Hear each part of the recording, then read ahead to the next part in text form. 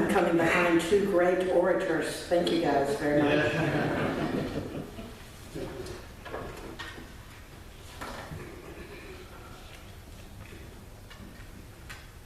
Once upon a time, all the best stories start with once upon a time, don't they? Once upon a time, there was a rich person.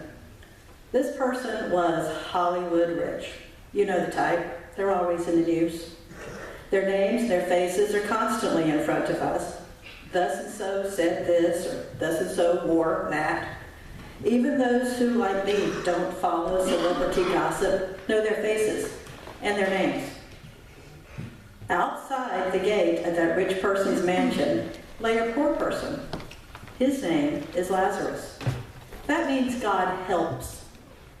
Lazarus was there with his "can't work, need food" sign, hoping that any little tidbit might come his way. But no such luck. As the limo came and went, no morsels moved in his direction. As we begin to think about this ancient story in a modern context, it strikes me as odd that the rich person is anonymous.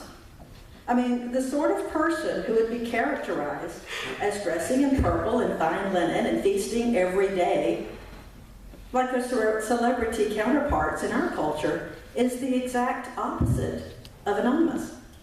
However, in true first shall be last and last shall be first fashion, Jesus doesn't bother with the name of the one that everybody already knows. Jesus points out the name of the one who seems invisible, the one who sits at the gate, day after day, only to be ignored. Well, ignored by people, not by God. God knows Lazarus' name. God sees, and God knows. Every now and then, one of the paparazzi would be moved to throw Lazarus a meal or some money.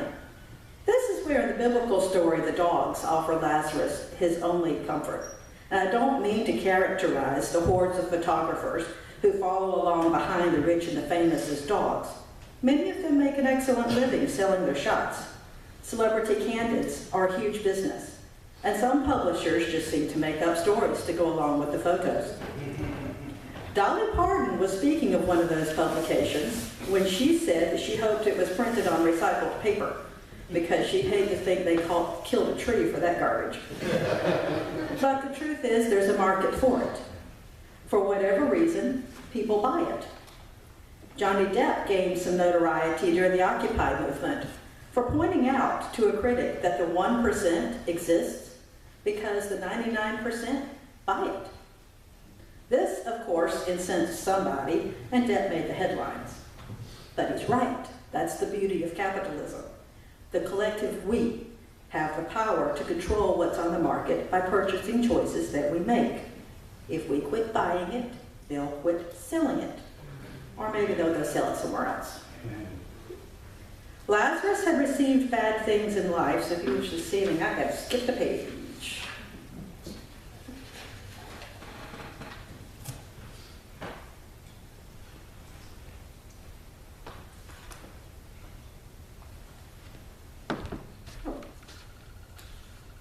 I didn't skip the page, I just didn't go all the way over. There's power in your wallet. How you use that power is your choice. But to return to our story, eventually both Lazarus and the rich person die. The rich person has a huge funeral with thousands of family, friends, and fans in attendance. The local media announces the death. TV and radio stations all over the world stop their normal programming to remember and celebrate this person's life work. Conversely, there was no one to claim Lazarus' body. The state pays for a cremation, and he is buried in an unmarked pauper's grave. In death, as well as in life, Lazarus seems to have been invisible to those around him. In the afterlife, that last shall be first and first shall be last tradition continues. Lazarus goes to heaven, the rich person to hell. The only rationale the story gives for that change-up is that Lazarus had received bad things in life, so he is receiving good things in death. Conversely, the rich person had received good things in life and is receiving bad things in death. Does that not seem a little arbitrary to you? It does to me.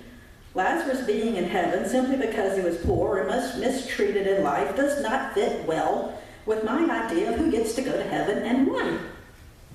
However, as the story develops, it becomes evident that there's more to it than that. In the torment of separation from God, the rich person finally focuses on Lazarus. The tables have turned. The person who, in life, was unwilling to send food to Lazarus now wants Lazarus to bring him some water. The person who, in life, was unwilling to call the Haven of Rest or the Salvation Army on Lazarus' behalf or the police now wants Lazarus to return from the dead as a messenger to warn the living. In her book, Short Stories from Jesus, Dr. Amy Jill Levine points out that this rich person has not learned anything. Even in the torment of separation from God, the rich person is not willing to accept responsibility for his or her own actions. Rather than taking initiative to warn their own family, the rich person wants someone else to go. Rather than admit, I think I might have messed something up, the rich person continues to make demands of everyone around. The difference is, I imagine, that in life the rich person was often surrounded by servants and employees who were not really able to say no. But now they can, and they do. Father Abraham's response is classic. Your family has Moses. They have the prophets.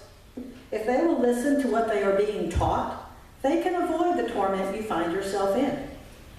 However, if they are unwilling to put into practice what they already know, there is no one who can convince them, not even if someone returned from the dead. As Christians on this side of Christ's redemptive work, we would say that we have the law, the prophets, and our salvation. In other words, we have everything we need to be assured of eternal life with God. This story stands to remind us that heaven is ours to lose. James said that faith without works is dead. Jesus, forever raising the bar, says faith without works leads to hell. The Old and New Testament agree that those works include the imperative to take care of those who cannot take care of themselves for whatever reasons. There is power in your priorities. How you order those priorities is your choice. This is where today's Old Testament reading has something to say in our considerations. Jesus said to listen to the prophets, so that's what we're going to do. I'm not going to read it to you. You can look it up later on if you want. It's Jeremiah 32, 1 through 15. I see a couple people writing that down. Jeremiah 32, 1 through 15. Jeremiah was a prophet in Israel right about the time of Israel's exile to Babylon. He was not popular. In fact, he spent some time in jail for telling the king that the king had messed up, and God was not going to allow it to continue. At this point in the story, Israel's bad choices have caught up with them, and retribution is here, in the form of an attack from the neighboring country of Babylon. We know from the rest of the story that the attack is successful. Jerusalem is sacked, and the leaders, eventually most of the people, are either killed or taken as slaves into Babylon. So while the people are evacuating, gathering up their children, their pets, whatever their belongings they can carry, and fleeing to anywhere that isn't Jerusalem, Jeremiah decides that this is a good time to enter the real estate market, and he buys a plot of land. Prophets are forever doing weird things on instruction from God, and this is Jeremiah's explanation for his purchase. Thus says the Lord of hosts, fields and vineyards shall again be purchased in this land. Jeremiah is saying very clearly by his actions that this is not the end. Israel will survive, and Jerusalem will be returned to what it was before. The people of the former old Orville United Methodist Church did something very similar. When the mill closed and the community declined, they reorganized. When everyone else was running for a prettier part of town, they invested in the community. This South Main Street Chapel and Mercy Center is their purchase of land. It is our statement that this is not the end, and a demonstration of faith that this community can be returned to what it was before. Amen. Their step of faith is being rewarded. In the short time I've been here, I've noticed that nearly every week we have a praise report. Someone has a new job. Someone is going into or living in recovery.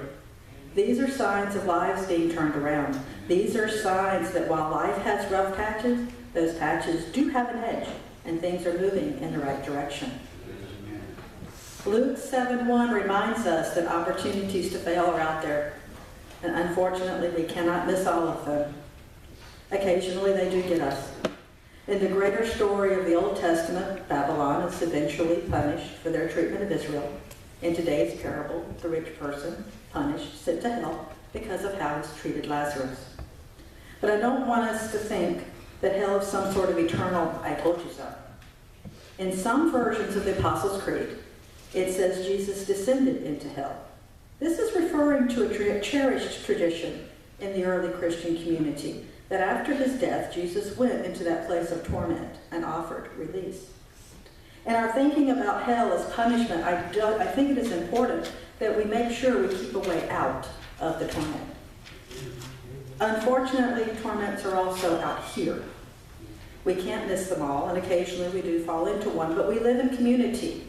That means that one person's opportunity to fall is another person's opportunity to help them up.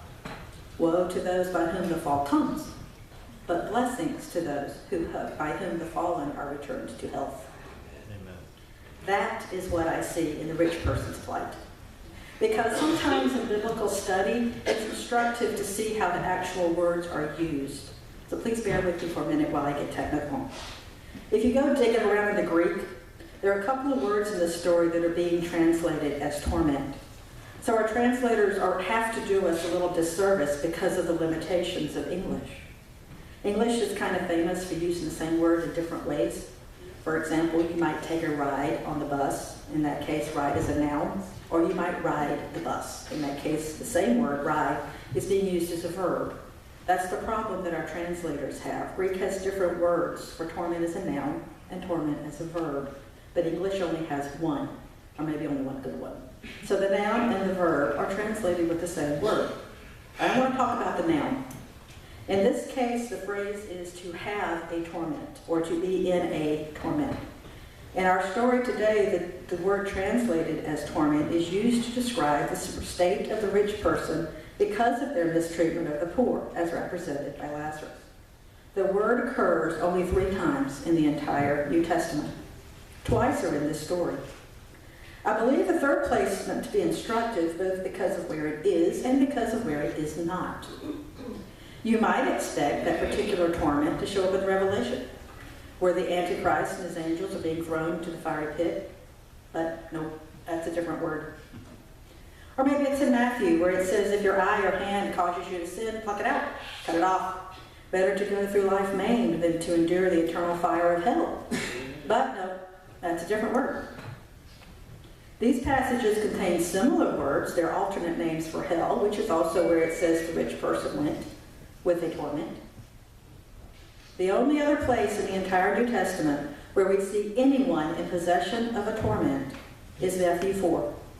Jesus is walking through Syria. The crowds are beginning to perform, bringing him for healing all who have torment. May I invite you to do just that. As Samantha brings what is actually one of my very favorite songs, I invite you to return to a heart of worship. The altar is open. Please bring your torments to the one who offers release. Amen.